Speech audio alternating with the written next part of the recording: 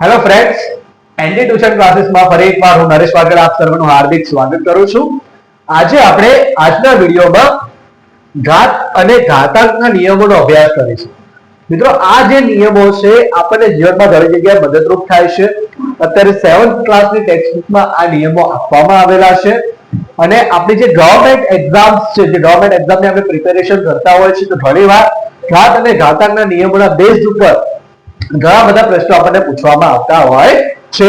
તો 4 કે 5 નિયમો છે જેનો અભ્યાસ આપણે સારી રીતે કરી લઈશું તો આપણને આ નિયમો અનુસાર ઘાતાંકના જે સમ્સ હોય છે એ સહેલાઈથી આપણે કરી શકીએ છીએ. આવો ચલો નિયમોની શરૂઆત કરીએ. પહેલો નિયમ છે સમાન આધારના ઘાતનો ગુણાકાર. મિત્રો, જ્યારે ઘાતની વાત આવે છે ત્યારે આપણે એને આ રીતે લખીએ છીએ 5 ની 3 ઘાત, 4 ની 5 ઘાત. ઓકે, આ રીતે આપણે લખીએ છીએ. તો આ જે નીચે આપણે લખીએ છીએ એ એનો આધાર છે, એને આધાર કહેવામાં આવે છે. શું કહેવામાં આવે છે? આધાર. અને એની પર જે આ લખીએ છીએ એ એની ઘાત છે. ઓકે, એ એની ઘાત છે. તો એ પહેલો નિયમ શું છે? પહેલો નિયમ શું છે? સમાન આધારના ઘાતનો ગુણાકાર. એટલે તમારો જે આધાર છે એ સરખો હશે, સમાન હશે. તો જોઈએ, ચલો આપણે પહેલા એક ફોર્મ્યુલા લઈએ. સમાન આધાર કયો છે એટલે આધાર આપણે એ લઈ લઈએ.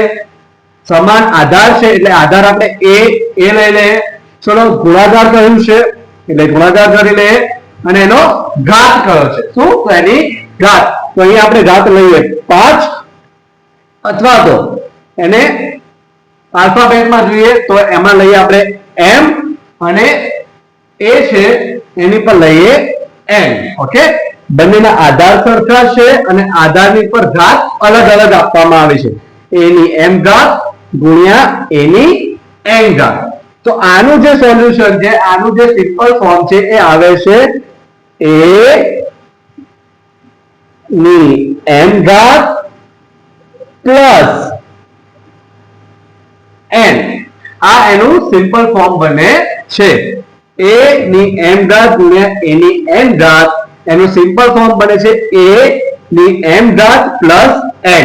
જ્યારે આપણને ગુણાકાર આપવામાં આવ્યો હોય છે તો ગુણાકાર એ સરવાળા સાથે જોડાયેલો છે. ગુણાકાર એ સરવાળા સાથે જોડાયેલો છે. એટલા માટે જ્યારે આપણે એની ઘાત કરીએ છીએ તો ઘાતનો શું કરવામાં આવે છે? સરવાળો કરવામાં આવે છે. ચલો આનો એક સમ કરીએ.